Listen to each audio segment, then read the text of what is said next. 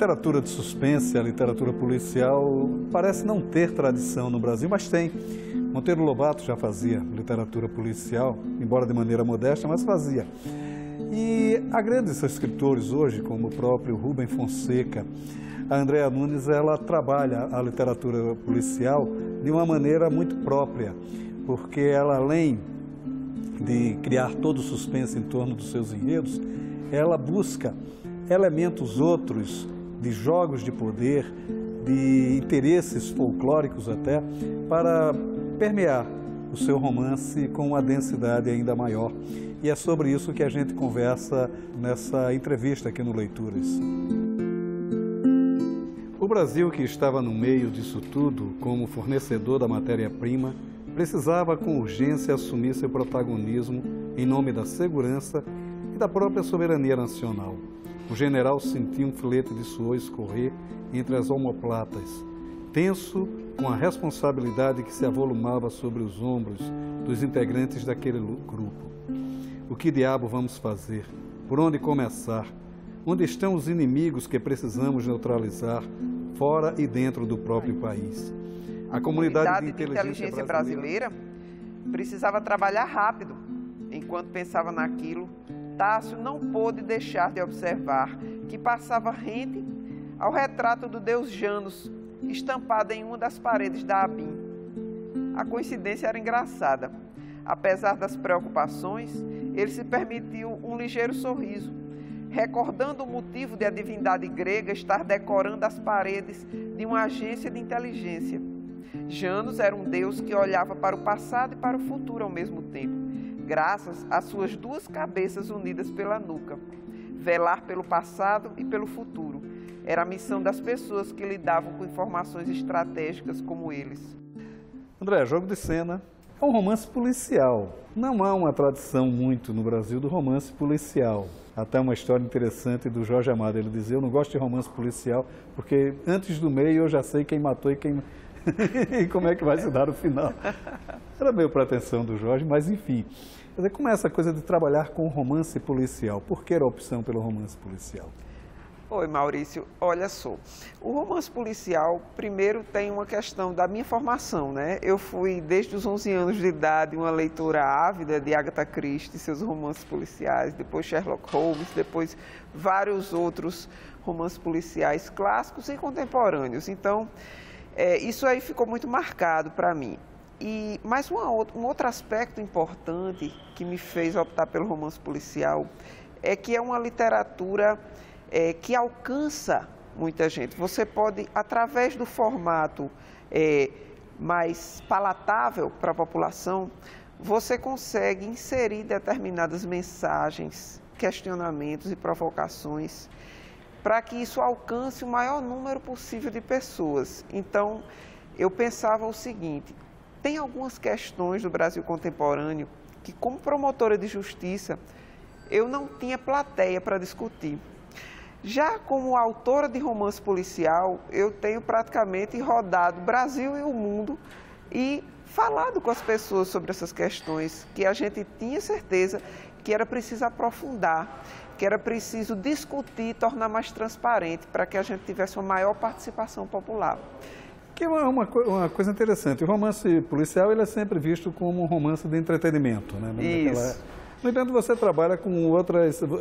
Já o seu romance anterior, ele já trata um pouco disso, que há uma certa, digamos assim, diálogo entre ciência e misticismo, né? Esse até é mais profundo do que o anterior, né? O Jogo de Cena até com isso mais intensificado, né? Como é também esse diálogo na sua obra? Então, eu me interessei muito quando eu comecei a ler Humberto Eco, que é, na verdade, o precursor do romance policial erudito, né? Através daquela obra do Nome da Rosa, onde a gente percebe que ele quebra um pouco essa questão do paradigma antigo que nós tínhamos do romance policial, onde você não podia aprofundar determinadas questões para não fugir daquele tripé assassinato, investigação, resolução do crime. Antigamente, o romance policial ele estava muito preso a essa fórmula. E a gente observa que, a partir de determinados autores contemporâneos, principalmente a partir de Humberto Eco, foi quebrado essa regra ortodoxa. E eu procuro seguir isso. E eu procuro também, além de fazer esse diálogo com outros campos do conhecimento, como as questões políticas, filosóficas, e explorar nossos cenários regionais e nossa cultura, eu procuro também imprimir um certo padrão estético, né, que aproxima com o romance policial que eu escrevo, não apenas da literatura de entretenimento, mas do que se convencionou chamar de alta literatura. Então, quando a gente percebe que algumas pessoas se revoltam com a questão de, por exemplo, a gente ter sido mencionada em determinadas colunas como novos autores que possam ter uma literatura de entretenimento de qualidade, isso provocou um verdadeiro furor na academia, que esses meus livros fossem dessa maneira, a coluna do Rafael Montes nesse sentido. Na verdade, a gente está repudiando a questão dos rótulos. Eu acho que o que rotula o romance policial como literatura de entretenimento é um conceito raso. Você não pode rotular um gênero como entretenimento. Eu acho que o que define a literatura como alta literatura ou não, na verdade, é a capacidade de transcendência que ela tem na narrativa e o padrão estético que você busca imprimir para o leitor. O que o Rubem Fonseca já faz aqui. Exato, o Rubem Fonseca já faz. Então, assim, não é impossível você trabalhar uma literatura policial primando por um padrão de qualidade. O romance ele parte da morte de um francês no interior de Pernambuco. Ele se diz perfumista, mas a gente fica sabendo que não é bem isso, a praia dele, né? Uhum. E envolve questões contemporâneas, como a crise de petróleo, o fim do combustível fóssil, a possibilidade de novas... Como é a pesquisa desses romances, quer dizer, desse trabalho, porque exige um trabalho de pesquisa, sim, né? Sim. Quer dizer, como é esse trabalho? É uma coisa, sempre é muito desafiador a gente pesquisar coisas que estão fora do ramo de atuação da gente, né? Eu procuro ler bastante, né, sobre essas questões, procuro estar informada sobre os noticiários locais e mundiais para poder fazer uma interseção da trama com as questões contemporâneas mais urgentes, porque é uma marca dos meus livros que a gente venha conseguir inserir esse enredo nas questões mais urgentes. Tanto é que essa crise do petróleo, na verdade, ela hoje está por trás de grandes problemas, tanto mundiais como nacionais, que é a questão das rebeliões dos coletes amarelos na Europa e aqui no Brasil, as constantes ameaças de paralisações dos caminhoneiros. Tudo isso tem em comum a crise dos combustíveis fósseis, a questão da gasolina, da dependência desses combustíveis. Então, essa pesquisa ela é feita com base nos problemas contemporâneos e com base também numa literatura específica que a gente busca aprender para poder fazer a coisa cada vez mais próxima e verossímil, próxima da realidade. É engraçado, isso era uma certa tradição ibérica que a gente tem na literatura, né? A heroína guerreira, né? A heroína, né, de Adorim, né? A Maria Moura, né? Quer dizer, a sua Alexandra é mais ou menos dessa tradição também, né? Quer dizer, como é que foi desenhar essa mulher também? A Alexandra, na verdade, ela surge da necessidade de você empoderar a mulher na literatura nacional, tá? Que hoje em dia a gente percebe que ainda temos poucas personagens femininas, principalmente na área do romance policial brasileiro, poucas personagens femininas fortes, e nós estamos vivendo um momento, inclusive um momento de retrocesso no país, onde nós precisamos reafirmar o poder feminino sob diversas formas. E a literatura ele é um veículo que fala às pessoas dessa necessidade de empoderar a mulher também através dessas narrativas. O empoderamento da mulher que a gente está falando, mas não é uma literatura feminina, né? Quer dizer, também como é que é essa coisa de você, de certa forma, eu não acredito muito nessa história de literatura feminina, muito menos na literatura feminista. Mas como é que você trabalha esse personagem se livrando desses clichês também? Eu acho que é o seguinte, Maurício, o que havia antigamente, o que se convencionou chamar de literatura feminina, é porque as mulheres tinham um espaço muito restrito dentro da sociedade. Por que as mulheres se notabilizaram mais em romances intimistas? Porque elas viviam dentro de casa, era o universo que elas dominavam. Ao passo que você já vê, por exemplo, uma Agatha Christie, que trabalhou numa farmácia, que foi enfermeira na guerra, teve a oportunidade de conhecer muito de venenos por conta de sua profissão e de mortes por conta dessa ajuda que ela deu na guerra. Então, ela já teve a oportunidade de criar um universo fantástico, mas muitas outras mulheres não tiveram. Hoje em dia, as mulheres estão avançando e ocupando os espaços de poder e outros espaços que eram impensáveis para elas na sociedade, e então elas têm essa capacidade de interagir e de tornar narrativas ficcionais mais verossímeis nesse ponto de vista. Então, veja, uma pessoa feito eu, há uns 50 anos, no passado, estaria fadada a viver dentro de casa. Ao passo que, como promotora de justiça de combate à corrupção, eu tenho a possibilidade de conviver com ambientes de poder, os bastidores desse poder, sentar com secretários, sentar com políticos, discutir políticas públicas. E essa circunstância me dá o privilégio de poder também traduzir isso numa narrativa literária de uma maneira que fique interessante. Então, eu acho que é isso.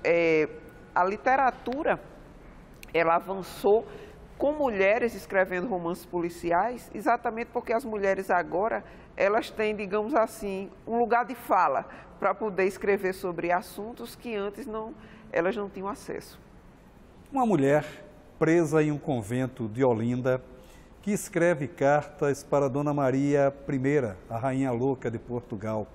Este é o enredo do novo livro de Maria Valéria Rezende, Carta à Rainha Louca. É um livro curioso, porque ela desvenda o que foi o mundo de nossa formação mais atávica, o mundo que se viveu no Brasil ali nos anos 800, nos anos 700. E é um mundo muito cruel, né? Era um mundo muito cruel, onde a mulher era subjugada, onde os pobres eram subjugados, os negros eram subjugados, de uma maneira quase que os relevando à condição de animais. E dentro dessa exploração toda, ela é negado a essas pessoas qualquer advento de conhecimento e de poder. Com isso, a Valéria, embora esteja falando de um tempo passado e longe de tentar fazer uma literatura feminina que verdadeiramente não existe, ela também está discutindo jogos de poder. Ela também está discutindo uma coisa curiosíssima, que é a base da nossa formação de caráter nacional. Fantástico e imperdível, Carta à Rainha Louca, de Maria Valéria Rezende. Há um aspecto também curioso na sua literatura como um todo. A gente está falando muito do jogo de cena, mas, de certa forma, é uma característica de sua literatura, que é esse diálogo com o poder também. Os bastidores do poder.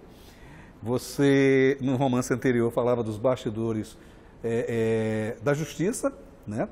De uma coisa muito voltada à questão da justiça. Hoje você se volta à questão do poder nos serviços de inteligência, né? Nas relações mais, digamos assim, policiais dentro do romance. Quer dizer, também como é desvendar esse mundo, porque não é um mundo que está aberto aí também na internet. É verdade. Então, a gente procura exatamente mostrar para a população alguma coisa desse mundo do que é interessante de ser mostrado. Por exemplo, quando eu vou falar de um organismo de inteligência, da comunidade de inteligência, como está exposto aqui nesse livro, naturalmente que eu não vou falar dos segredos de Estado, de que eu tenho acesso através da minha profissão, mas eu vou falar do que é interessante, do que é literário. Por exemplo, na ABIN, eu vou falar na ABIN aqui em Brasília, do deus Janus, que olha ao mesmo tempo para frente e para trás, que está lá a estátua de Janus na sede da ABIN. Então, são detalhes que não devem escapar ao olhar do escritor. E que fascina o leitor, porque o leitor ele não está interessado em saber apenas o burocrático disso aí. Ele está interessado exatamente no detalhe, no pitoresco, no poético, que permeia todas essas relações. Então, a gente procura exatamente colocar isso dentro desse universo da inteligência, o que você pode transformar em thriller, o que você pode transformar em assustador, que aproxime o leitor do universo daqueles filmes de espionagem que ele assiste e gosta, mas que exploram, na verdade, tudo do estrangeiro. Não tem muito aqui no Brasil, e Jogo de Cena busca resgatar isso para a realidade brasileira. E também busca trazer esse olhar mais poético, mais literário sobre esse universo que até então não foi explorado do ponto de vista da literatura. E a questão do folclore, né? O livro está recheado dos personagens do folclore brasileiro, né? E eu lembro do Câmara Cascudo, que uma vez perguntaram a ele se ele acreditava mesmo em lobisomem, né? Ele disse: aqui no Natal não, mas lá no sertão eu acredito.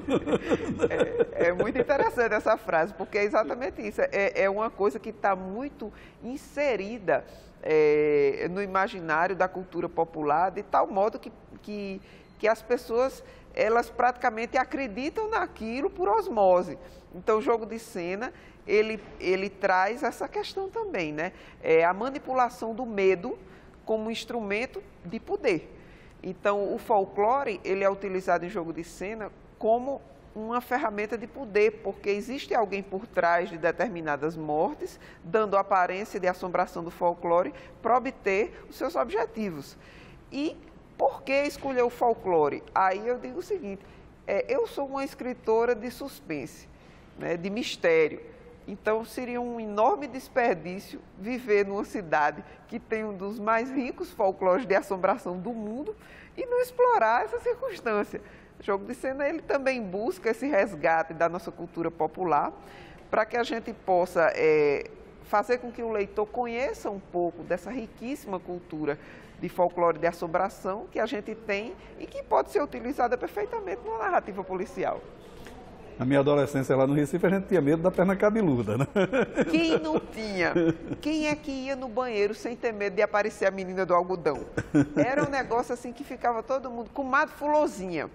Esses personagens que permearam a nossa infância e adolescência, eles retornam exatamente para fazer com que você lembre de algumas coisas, esses medos atávicos que a gente tinha, e ao mesmo tempo essa coisa gostosa da nossa infância, o clima de mistério que vem através de uma narrativa policial, mas que ao mesmo tempo busca trazer você para uma coisa lúdica, que é o seu reencontro com os mistérios e segredos que a gente tinha no interior, na adolescência, nessas passagens de férias em casas de fazenda. E você também resgata, de certa forma, e dá uma certa universalidade, aquele espaço que o Gilberto Freire tinha uma expressão muito interessante. Ele dizia que eram espaços urbanos, né? Quer dizer, eles eram urbanos, mas eles não perdiam o seu sentimento rural. O sentimento atávico mesmo, rural, né? Que era retratado por esses seres míticos, a feira, o compadrio, né? E o jogo de poder também, né? Ali está muito claro a ONG que se debate com o prefeito, né? Enfim, também esse universo, você trabalhou muito intensamente nesse romance. E como é que foi trabalhar isso também? Isso aí, a gente tinha uma proposta ousada que era exatamente demonstrar, através dessa narrativa, como está acontecendo o desenvolvimento dessas cidades do interior, né? É o que a gente coloca até uma expressão no livro, que é o desenvolvimento insustentável, que é exatamente as cidades crescendo desordenadamente, com a ausência de políticas públicas, e se tornando pequenos Frankensteins. Quando você vê, por exemplo, a miséria em contraste com a tecnologia que existe nessas cidades, os animais de tração substituídos pelas cinquentinhas, e tudo isso convivendo naquele microcosmo, naquele universo da cidade do interior, exatamente com aquelas pequenas brigas de poder que reproduzem, na verdade, elas são uma reprodução exatamente do que acontece em grandes cidades, mas nessa escala. E a gente procurou fazer isso, mostrar nessa cidade do interior tudo o que acontece nesse desenvolvimento insustentável. Como é que você vai crescendo desordenadamente, sem perder determinadas tradições ou corrompendo outras, como a substituição de casas, a arquitetura antiga sendo destruída, antigos personagens ficando à margem da sociedade por conta de questões econômicas. Tudo isso a gente dilui nessa narrativa também para provocar o questionamento do leitor. É o caso do barbeiro, né, que perde seu senso, a professora que perde também seu sentido de vida, né? Há o personagem cosmopolita também, né? A questão do Pedro, que é uma figura cosmopolita, o próprio boticário, né, o químico, na verdade, que se desfaz de perfumista, né?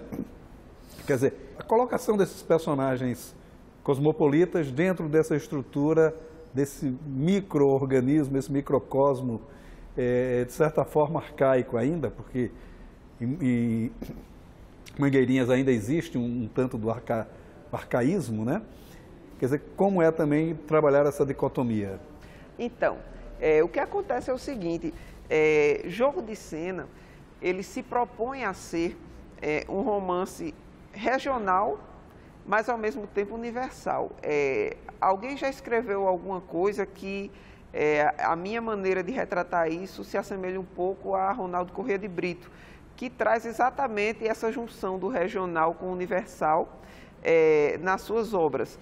E eu acho que isso corresponde à realidade. A gente procura, eu acho que com o advento da globalização, o escritor ele tem um certo papel de demonstrar, nesse novo regionalismo, essa questão, essa fusão que existe, não apenas dentro das cidades, mas em tudo. Hoje em dia tudo se mistura. Hoje em dia trabalho se mistura com lazer, universal se mistura com regional, identidades se misturam, não existem mais barreiras. O nosso mundo é líquido e a literatura ela tem que captar essa liquidez também geográfica. Essa liquidez geográfica ela se traduz exatamente nesses personagens universais e nesses cenários universais que trazem um pouco da tecnologia mundial e um pouco do arcaísmo e das tradições. Eu acho que o Jogo de Cena ele busca exatamente mostrar essas duas coisas misturadas. Também é uma linguagem bem coloquial o livro, né? Quer dizer, uma linguagem ágil, né? Bem aquela coisa do romance policial também, né? Quer dizer, também você tem um certo cuidado com isso. Eu gosto de ter esse cuidado, porque como a gente faz um romance com essa pegada regional, eu não posso colocar uma linguagem hermética demais. Eu acho que o cuidado que a gente tem que ter é exatamente para que os diálogos eles fiquem ricos, eles fiquem verossímeis, e apenas na narrativa dos cenários, nas descrições, é que a gente vai utilizar uma linguagem, digamos assim, mais rebuscada. Mas a gente procura exatamente nesses diálogos colocar essa coisa mais veloz. E a própria estrutura dos capítulos curtos também serve para dar essa agilidade que a gente pretende. Não é um livro pequeno, é um livro grande, mas ao mesmo tempo não é um livro difícil de ler, porque ele tem essa velocidade, aquela coisa de você virar a página para procurar saber na página seguinte o que é que vai acontecer. Exatamente porque se você quer dar esse formato de atingir muitas pessoas, você tem que saber trabalhar essa questão da linguagem para que não fique uma coisa aborrecida. Tem que saber colocar uma narrativa ágil e interessante, para seduzir desde a primeira página e surpreender até a última página. E novos projetos, como é? O escritor normalmente é isso, né? Ele manda para a editora e já começa a mexer com outras coisas. Eu escrevi alguns capítulos de um livro novo, estou naquela fase de pesquisa. Eu costumo dizer que é a frase em que eu destruo os criados mudos, que é exatamente, ficam vários livros de pesquisa em cima do criado mudo, para que a gente faça toda essa coleta de informações, né, para o livro novo. E ele é na mesma linha, romance policial, mas ainda não está desenhado o tema central. Apenas algumas ideias iniciais que ainda são segredo. Tá ótimo, André. Obrigado pela sua participação. Eu que agradeço, Maurício. É um prazer sempre estar aqui com você.